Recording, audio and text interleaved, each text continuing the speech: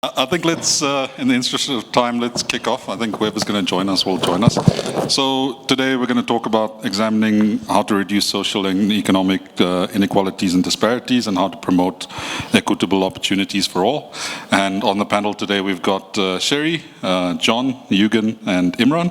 Right, so there's a varied range of experience and different industries, different sectors. And I think just to kick off, I mean, let's throw it wide open, and if we could just maybe share your views on how things have panned out, especially over the last 30 years, in terms of addressing the wealth gap and that incredibly high Gini coefficient that South Africa has between the haves and the have-nots. Right? Do you think we're getting better? Do you think we're getting worse? What's your take on it? We can start from Sherrie if you want. Whoever. Yeah. It seems like I'm the one to start. Look, I think when it comes to, if we look back 30 years, 30 years ago, as a sprawling democracy, we had to obviously address a lot of the issues on the past. And some of those issues included things like inclusion in the economy. It included things like increasing our literacy levels within the country itself. It includes things like bringing expertise or giving people experience in doing things that they haven't been allowed to do before. And if I look back over the last 30 years and say, what has government done? From a governance perspective, in terms of laws and legislation, we are a front runner, in fact, in the world. A lot of countries are looking at South Africa and saying, what is it that we can do to actually mimic what South Africa has done from a law perspective? Our challenge has always been in implementation. And when we look at implementation, the challenges around implementation had a lot to do with budget. It had a lot to do with stability in the economy. And if you look at what has happened, I think we've actually gone quite a far way. Where we need to be, however, is to build the new skills. Because from the time we started this program, most of those people are old already by now. And I think we need to build a new skills gap if we want to replace that experience and that, sorry, let me just put this off here. What we actually have to do in terms of experience to move this forward. Otherwise, we are going to find ourselves back 30 years from now in another 2 years. Okay. Thanks. Thank you, John. Any other perspectives? Oh, welcome, Phelisa. Did you have room confusion? So I missed the first question. Oh, sorry. So we were talking about inequality in South Africa. So, in terms of where we've come from, but also, where we are right now. Have things gotten better or worse over the last 30 years? What's helped move us along, or what's helped, or what's hindered us in that period? Yes, maybe I can have a take. I mean, we are worse off, but I think South Africans have shown a lot more resilience. Because, I mean, we've seen in other countries, once your Gini coefficients start increasing, but also you have a declining GDP growth. I mean, we approached the elections at 0.1% in terms of growth, which was far lower than the projected 1% growth. But at the same time, I mean, if you're sitting with unemployment of about 32% and above, anything below 3% really doesn't make a lot of dent. So meaning that there is a reconfiguration that needs to take place in the economy for a number of reasons. I think one of those is youth unemployment. It's sitting at above 60%. Now, obviously, if you're sitting with your future generation that is socially and economically disengaged, you are actually sitting with a time bomb in that you're delaying their participation in society and in the economy, and that means that when they are older, they're likely to be taking inferior decisions that are not concomitant into their age. So we need to be concerned. I mean, I always make a simple joke that, when I'm old and frail watching television, I don't want to see young people who are taking inferior decisions because society had not invested in them. I mean, we're seeing a lot of young people just sitting on an internship. In fact, young people are saying, we're seeing internship as an opportunity for employment because you move in 2 years and then you join another one. 2 years and then you join another one. people are sitting almost 6 to 8 years on internship. And that's an indication that the economy is not really creating new jobs. And we're also being overtaken by the fact that the global economy is getting a lot more technologically deep, and we are not investing in that area. And the risk now is that, again, we're actually going to be left behind, because already from the back of deindustrialization, which we've been experiencing post the democratic dispensation, we've not been able to actually overcome the challenges in a form of reindustrialization, investment in manufacturing capacity of the economy. And we've declined our industrial capacity has declined to 19%, meaning that, just simply terms, 81% of everything that we consume in this economy is actually imported. And that's a serious risk for us. Okay, thank you, Phelisa. Before we go to, again, I think to Yugen and John, I actually just want to ask your view, Sherrie, because you're involved with Harambee and employment generation, particularly that entry into the workspace. And what Phelisa is talking about is, that lag that's kind of happening right now. I don't want to call it a lost generation, but that generation that's going to be kind of behind in a sense. And what are you seeing on your side? I mean, is it that 8-year internship that's going on? We definitely see the learnership hoppers, for want of a better word.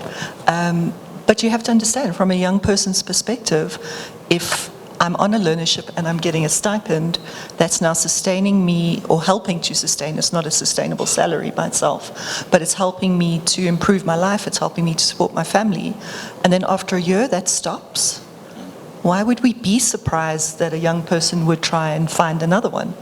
It's part of the challenge of how we've structured our education landscape, I think. And I think that's one of the things we do need to think about, how we change that. From a young person's perspective, as Harambee, I think we're so privileged because we deal with the most amazing young people. So whilst youth unemployment has skyrocketed, the young people that we get access to, or that we work with or interact with, are phenomenal. They want to change their lives. They have hopes. They have dreams. And it's how do we harness that and bring them into that formal space in a way that helps them improve their lives. And that doesn't necessarily have to be formal jobs. And I think we have to, in a low growth, no employment growth, or very, very little employment growth landscape, how do we change their mindsets? An ex-colleague of mine talks about waiting for an employment bus. How do you change that mindset that someone's not just going to come along and pick you up and solve your problems for you? Young people have to solve their own problems, or help themselves solve their own problems. So if you can't wait for the employment bus, how do we help them build an employment go-kart? Right? You can get to the employment bus. Yugen? Oh, sorry, Sherrie? I can go first then. So in Harambee, we have a program. We have an emerging SMME development strategy, but we start at really that bottom layer of what we call the enterprise ladder, and that's young people that are hustling. They're making their own money. And how do we help them understand what they can do to make some money for themselves? Because that takes some of the pressure off. And the other really important thing that does is it enables them to build their CV. If it's not a long-term career, and many young people, they're doing it, but it's not what they want to be doing. How do we enable them to have that experience, so it builds stuff on their CVs? Because one of the biggest barriers for young people is they don't have experience, so they can't get the job because they haven't got the experience. So if we can add to their CVs and say, well, I've done this and I've done this, I've volunteered and I've made my own money, either I can move up that entrepreneurship ladder, or I can build my CV, which then helps me remove some of those barriers. Thanks. Great. Yugen? Thank you. So I'm from Sustainability Development Global. We're an entity that's licensed by the UNDP to deliver sustainability training to companies. And I think what we've seen is, first of all, young people are very much aware of what's happening in the world. They're closer to each other than we think. My son's best friends are kids he's never met before in real life. They online, and they learn what's happening in other countries and other issues. I think the challenge for us is, how do we get them to take advantage or leverage of the internet, issues that's happening in other countries, in terms of what could they build online solutions, and they don't, that they can actually leverage funding and so on. What we do see is when young people do get into jobs, and one of the first things you hear is you're going to have a pension, and when I was in a first year student, I didn't care where my pension went. I was just happy to have a pension because my parents never had it. But today, young people are saying, I want my pension to be invested in sustainable companies that's doing good for the world. And they have first-hand knowledge of climate change and what's happening because it affects them too. So I think the challenge is how do we get them to leverage off opportunities. Okay, yeah, I think that's a good point, and I think we've probably started on the right foot because, oh, sorry, Sherrie. Yeah. Just building on that though, I think we also need to make heroes of those people that are manufacturing, that are physically doing stuff, because we know that manufacturing has one of the highest employment multiplier effects. Yeah. So if we can make heroes of those, if we can celebrate those, if as business we can support those SMEs that are actually making stuff, not just adding markup to imported stuff, we can fundamentally change. Yeah. And I think that's a big part of how we sell South Africa as a whole, right? It's the image of it, it's the job creation behind it, but it's also creating the products, like you said, rather than just importing it and putting a markup and a new sticker on it. It's generating, but it's also generating that skill and IP in SA that stays in SA. Yeah. But as parents, we also need to change our mindset. We don't encourage our children to go to jobs that are trade jobs in reality, because we perceive that they're going to have an easier life and a better life and a more secure life with a pension if they go to a white-collar job, if they're a doctor, lawyer, something else. But how many people in South Africa get retrenched from corporate jobs anyway? Yeah. So there's no guarantee. If you've got your own job and you're doing things, you're making things, people always need stuff. People always need plumbers. They always need electricians. We need to hero those. Yeah, and those are good points, because I think what you've all mentioned is the grassroots stuff, right? The stuff that we can build from the bottom up, as opposed to saying, there's this macroeconomic policy, what's government doing about addressing the skills gap and so on. Yes, it's important to exist and operate within that framework, right? So, but unfortunately, a 100-page document's not going to solve, income and wealth inequality, right? It's going to be the jobs that create it. It's going to be the education system. It's going to be the employment, the employment acceleration. It's going to be entrepreneurship and those types of things. So, in your view, where do you kind of see it changing from the education sector, right? Because primarily, I think you kind of touched on it, is the education sector is a little bit of a sausage factory right now, right? Pump you through it. Once you hit matric, what then, right? You either go into employment, you go into tertiary, or whatever the case is. But then, even after that, the internship conundrum, the tertiary conundrum, you're left in the wilderness, right? There's no help from that. John? Thank you. As the Chartered CIO Council, these are things that we face on a daily basis, especially on the tertiary space. When you look at the tertiary space, it is built to get the latest doctor, the latest accountant, the latest professor. It is not really built to create enablers for the economy. And even as a professional body, we had to go to a point and say, what is it that creates value in the skills that a person has to allow them to grow? And we actually had to create a new professional qualifications framework using the existing laws in the country, and create new standards and designations and qualifications to go with it. I'll give you an example. The Minister of Basic Education at that time was Angie Motshekga. And they launched the new CAT and IT programs into schools. And we teach children about technology from grade 10 to grade 12. But what do they get at the end of grade 12? They get a matric certificate. No recognition of any of the ICT skills that they've learned. And some of them were taught how to program, some of them were taught to do basic things.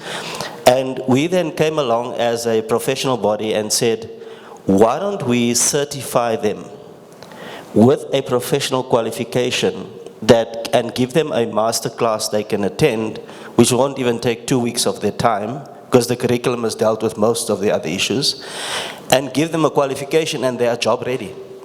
Instead of the same students having to spend 2 years of their lives going to other tertiary institutions, higher learning institutions, to learn the same thing. All over again, nothing new, the same curriculum, the same content, the same stuff.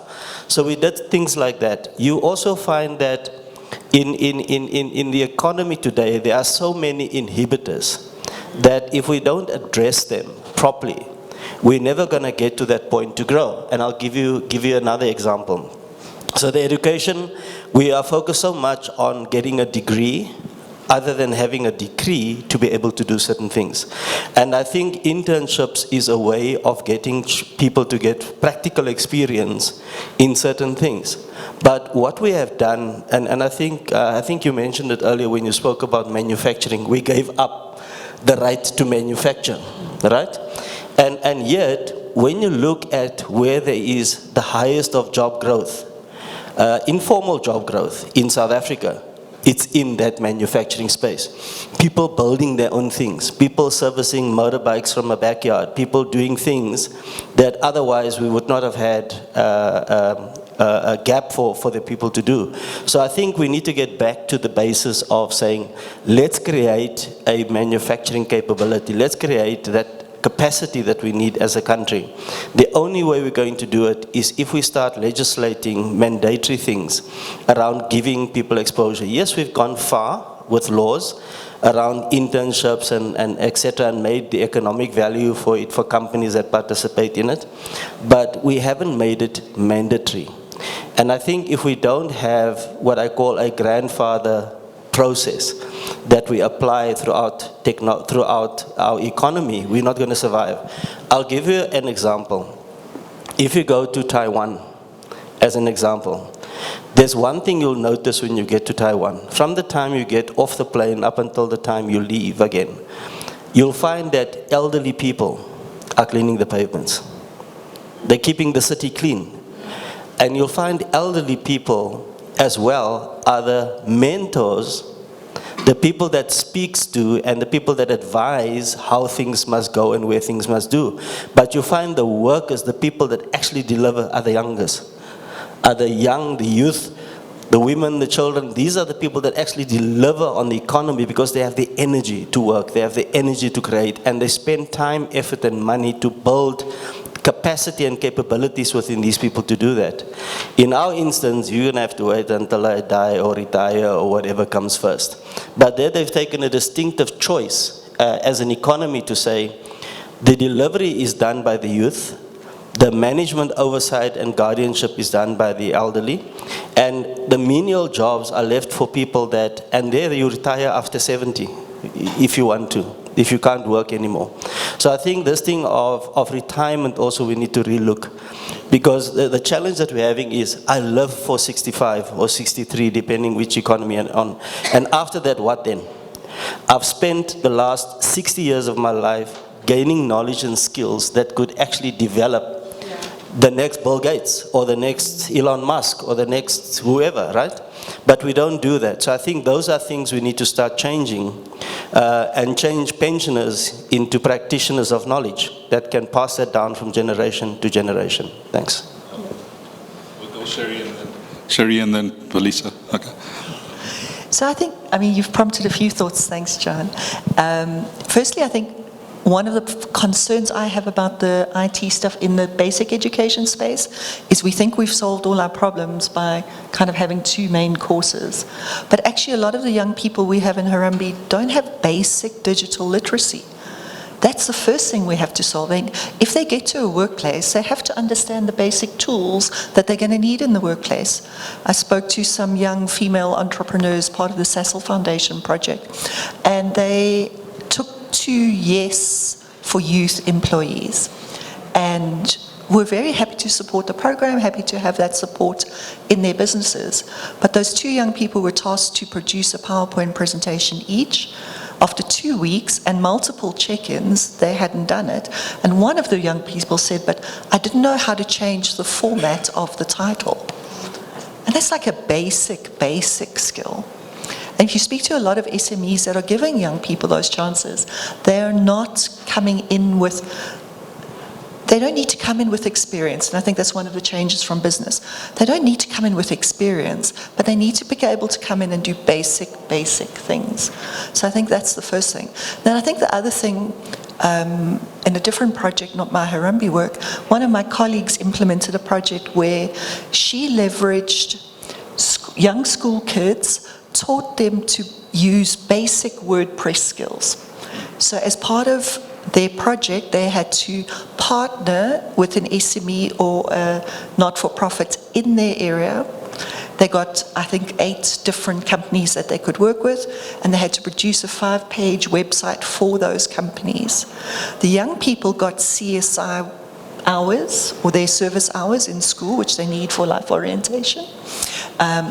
They also got a practical skill that they could leverage, and then the partner businesses actually chose one of those businesses to actually implement that web page or that website and then maintain it. So you've got practical, make your own money skills, you're leveraging the CSI service need, and there's so many more innovative things that we can do to really empower young people in this digital age. Thanks.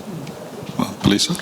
I mean, Sherrie is correct. I just want to even leverage on this. You talk about digital literacy, financial literacy, writing skills, right?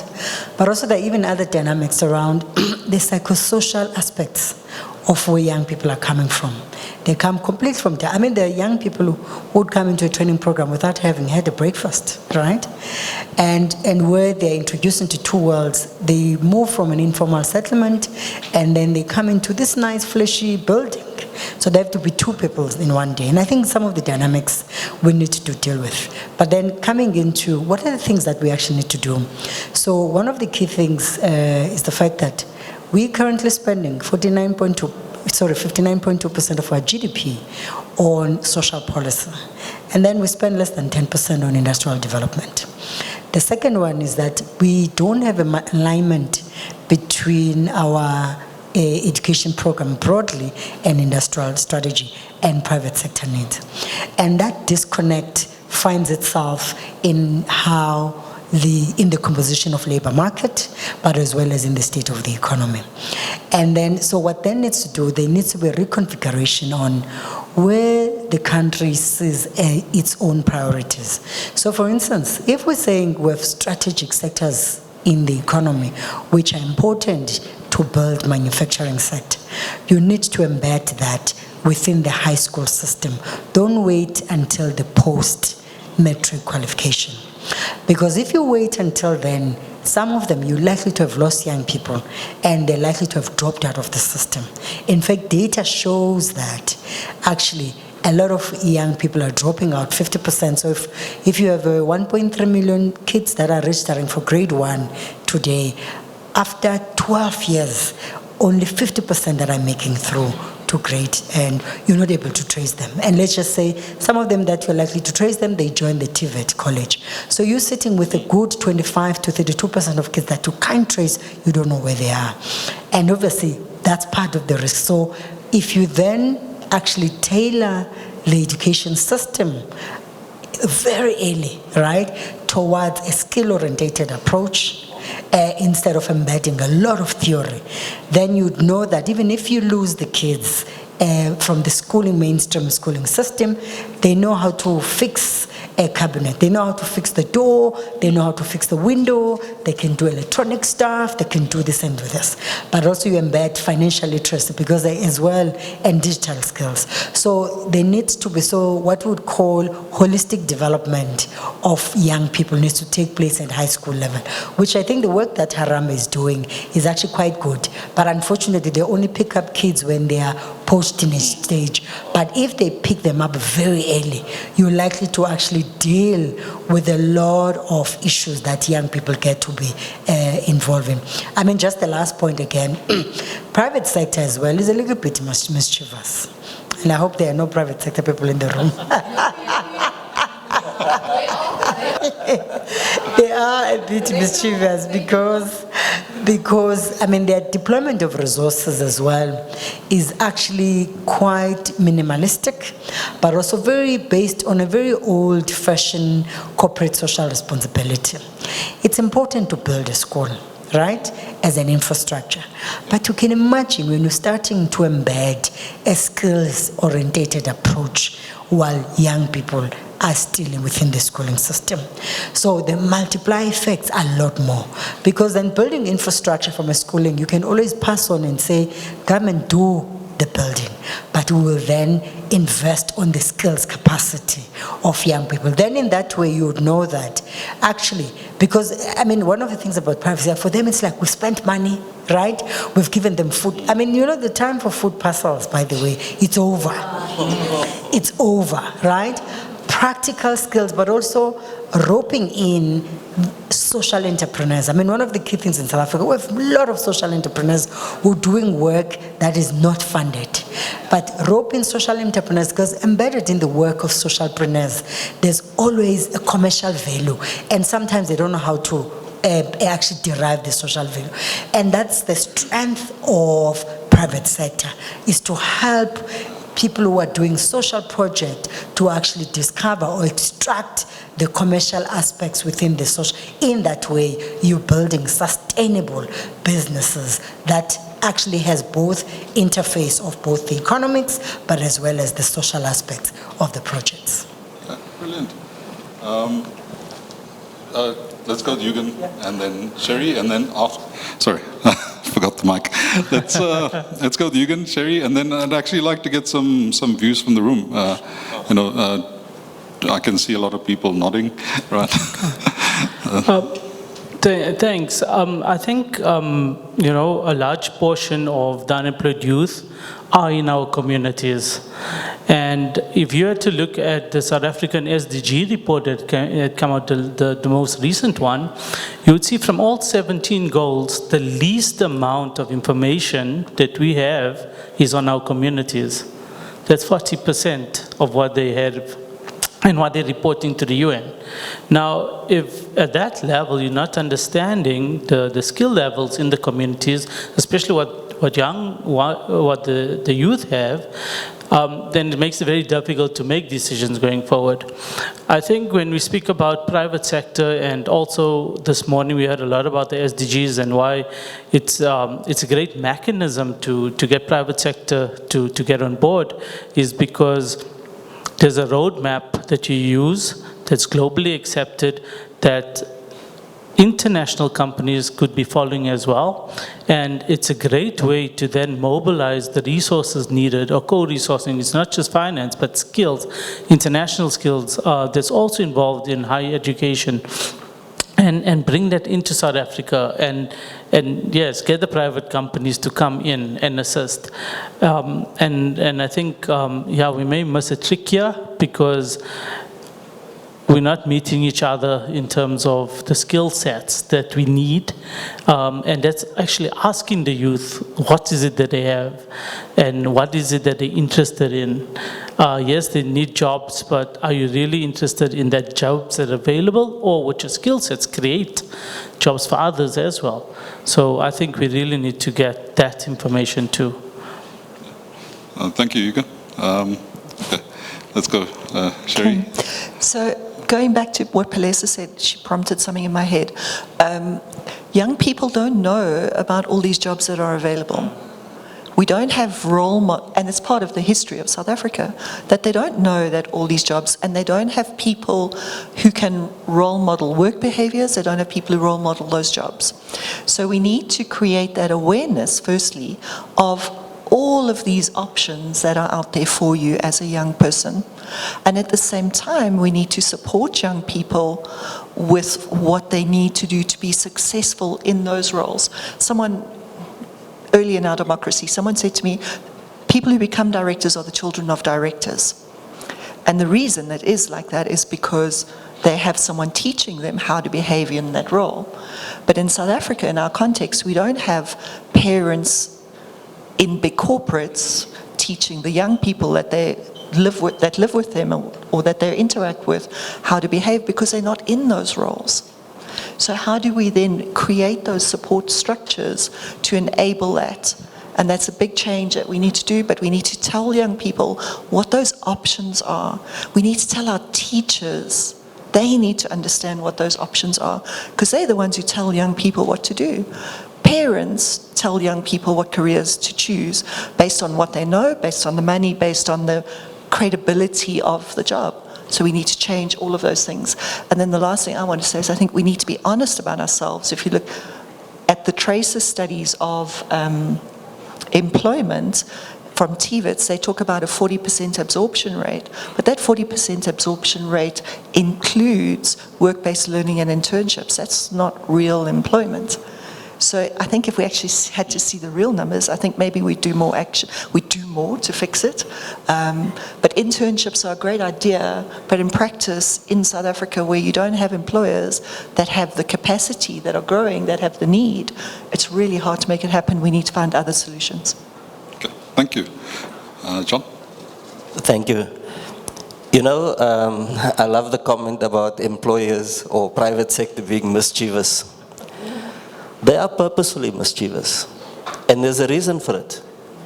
They look at it from a return on investment. And this is why I think that the whole internship programs that we are currently running has to change. They don't have to be as one size fits all. Think about who's coming through those internship programs, right? It's people with degrees or 3-year diplomas that are coming through. And what have they studied? Finance and a whole lot of other topics. Not that I'm belittling them, but I'm saying there are topics that are valuable, but not for where the economy requires a skill.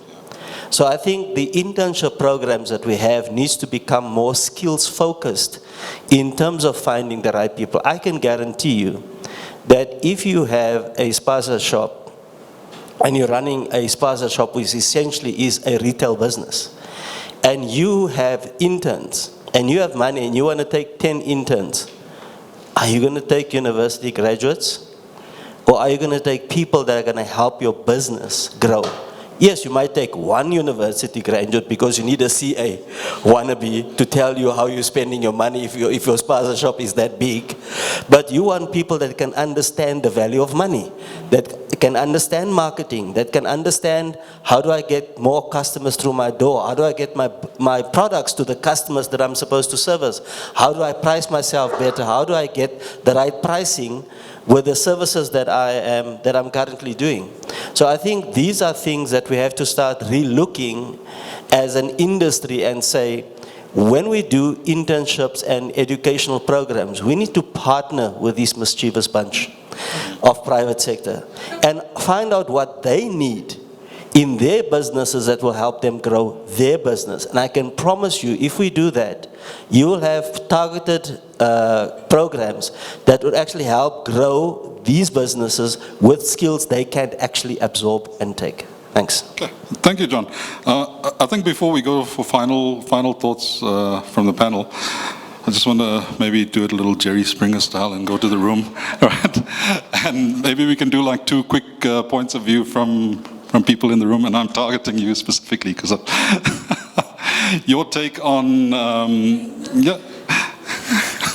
your take on inequality and how we can address that, and your thoughts on what the panel members have said so far.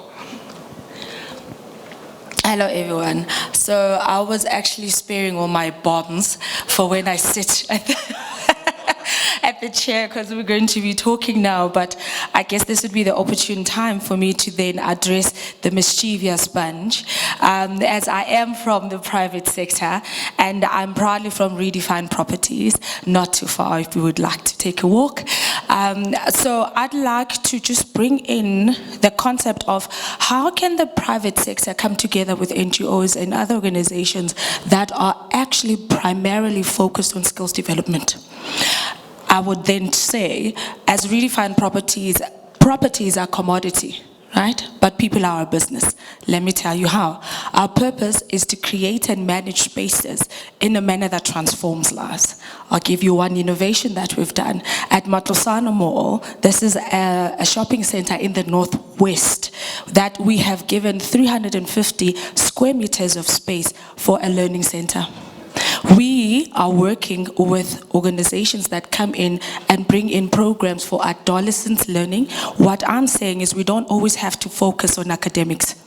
There's other SED multi-dimensional challenges that we need to understand that our learners are facing. And that is why they get to a point that they struggle, even when there's internships that companies offer. Lack of self-actualization, acknowledgement of what the workspace is. So we offer work readiness programs, we offer ICT programs, we offer even agricultural programs. Because we understand that at some point I may not always understand this accessibility to me learning, but I can do it practically. And we also have got land that we then avail for farming. We've got a rooftop farm in Kenilworth, whereby we've got 35 interns now that we have accredited with skills that they can actually show to say, I'm an accredited farmer. We also then offer them the opportunity to sell to our tenants. We're creating jobs. We have created over 35 jobs because all of these interns have taken the home grow owner units that we have to their individual spaces, and they've started their own corners for selling vegetables. So this is not the only innovation that we do. As we importantly also said, we need to start early. We're supporting ECD centers. And we make sure that we get those programs that teach them about how do you manage a simple computer, press enter as a little girl. Digital learning and understanding, pronunciation and writing, as you've said, is very important. I'm proud to say that the sponsor here, one of the partners, Africa Tikkun, is one of the main facilitators at our economic hub in Mapunya. So I'll talk to you way more. Thank you so much. All right, we can do one very, very quick one. Okay, just because we've got to wrap up. I think one of the things about the sector of education as a whole is it's just one of those elephants that just turn, like it takes them like the size of the Titanic to turn. We need a more agile education system that can respond faster to future needs, because we see the changes happening.